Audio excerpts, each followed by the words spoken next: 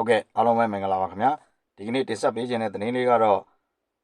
Trump ရဲ့ Board of Peace အစည်းအဝေးကြီးဟာစတင်ပြီဆိုတဲ့အကြောင်းလေးတင်ဆက်ပေးခြင်းပါတယ်ကျွန်တော်အရှိကသတင်းတစ်ပုဒ်မှာတင်ပြခဲ့သလိုပဲဒီကနေ့ဖေဖော်ဝါရီလ19ရက်နေ့မှာဂါဇာရဲ့ကံကြမ္မာအတွက်အရေးကြီးဆုံးနေ့တစ်နေ့ဖြစ်လာနိုင်ပြီးအမေရိကန်သမ္မတ Trump ကိုယ်တိုင်ဦးဆောင်တဲ့ Board of Peace အဖွဲ့ရဲ့ပထမဆုံးအကြိမ်အစည်းအဝေးကိုဝါရှင်တန် DC မှာယနေ့ကျင်းပခဲ့ပါတယ်ဒီအစည်းအဝေးမှာအင်ဒိုနီးရှားပါဝင်အာဆီယံခေါင်းဆောင်တွေဘာကြောင့်ပါဝင်နေတာလဲဂါဇာမှာအမှန်တကယ်ငြိမ်းချမ်းရေးရတော့မှာလားဆိုတာအသေးစိတ်ကြည့်ရှုလိုက်အောင်ပါဟုတ်ကဲ့ပါဒီကနေ့ကျင်းပပြုလုပ်တဲ့အစည်းအဝေးရဲ့အထူးခြားဆုံးအချက်ကတော့အရှေ့တောင်အာရှခေါင်းဆောင်တွေရဲ့ပါဝင်မှုပါပဲအထူးသဖြင့်အင်ဒိုနီးရှားသမ္မတဟာဂါဇာဒေသလုံခြုံရေးအတွက်သူ့ရဲ့ငြိမ်းချမ်းရေးတပ်ဖွဲ့ဝင်8000ထိစေလွှတ်ဖို့ကမ်းလှမ်းချက်ကိုဒီနေ့မှာပဲအတည်ပြုမယ်လို့သိရပါတယ်ဒါဟာအာဆီယံနိုင်ငံတစ်ခုကအရှေ့အလယ်ပိုင်းအရေးမှာအကြီးအကျယ်ဆုံးပါဝင်လာမှုဖြစ်ပါတယ်ဒီအစည်းအဝေးမှာ Trump ရဲ့သမ္မတဖြစ်သူ Jared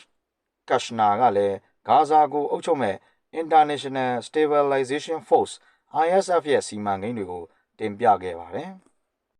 ဂါဇာတောင်ပိုင်းမှာဆောက်လုပ်မဲ့ဧက350ကျော်ကျဲတဲ့စစ်စခန်းကြီးအတွက်ကန်ထရိုက်စာချုပ်တွေကိုပါအပိသက်ဆွေးနွေးနေကြတာပဲဖြစ်ပါတယ်ဂါရီယန်သတင်းစာကဖော်ထုတ်ထားတဲ့အတိုင်းဒီစခန်းဟာလူပေါင်း9000ဆမှဖြစ်ပြီးမြေအောက်ဥမင်လှိုင်ကောင်းရှာဖွေရေးစနစ်တွေကိုလည်းတခါတည်းစတင်ဆောင်ရွက်မှာဖြစ်ပါတယ်။ Trump ကတော့ဒါဟာဂါဇာကိုပြန်လည်တည်ဆောက်ဖို့အတွက်လုံခြုံရေးရဲ့အခြေခံအုတ်မြစ်ပါပဲလို့ပြောကြားထားပါတယ်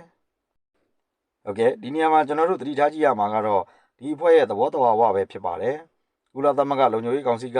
ခွင့်ပြုထားတယ်လို့ဆိုပေမဲ့ Board of Peace ရဲ့စီမင်းတွေအရ Trump ဟာဒီအဖွဲ့ကိုအမြဲတမ်းဥဆောင်ခွင့်နဲ့အလုံးစုံထိန်းချုပ်ခွင့်ရထားတယ်လို့သိရပါတယ်။ဒါကြောင့်ဥပဒေပညာရှင်တွေကဒါဟာကုလသမဂ္ဂရဲ့အဖွဲ့အစည်းမဟုတ်ဘဲ Trump ရဲ့စိတ်ကြိုက်အုပ်ချုပ်ရေးအဖွဲ့အစည်းတစ်ခုသာဖြစ်နေတယ်လို့ဝေဖန်နေကြပါတယ်။ဒါအပြင်ပါလက်စတိုင်းတွေရဲ့ခွင့်ပြုချက်မရဘဲသူတို့မြေပေါ်မှာစစ်စခန်းဆောက်မဲ့ကိစ္စဟာလည်းဒီနေ့အစည်းအဝေးရဲ့အဓိကအငင်းပွားဖွယ်ရာအချက်ဖြစ်နေတယ်လို့သိရပါတယ်ခင်ဗျာ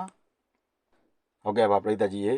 ဒီနေ့ကျင်းပပြုလုပ်တဲ့ Board of Peace အစည်းအဝေးဟာဂါဇာမှာတကယ်ပဲတနက်တန်တွေရက်စဲသွားစေမလားဒါမှမဟုတ်အမေရိကန်ရဲ့နေမြေသိမ်းပိုက်မှုတစ်ခုဖြစ်လာမလားပရိသတ်ကြီးကရောဘယ်လိုထင်မြင်ပါသလဲခင်ဗျာ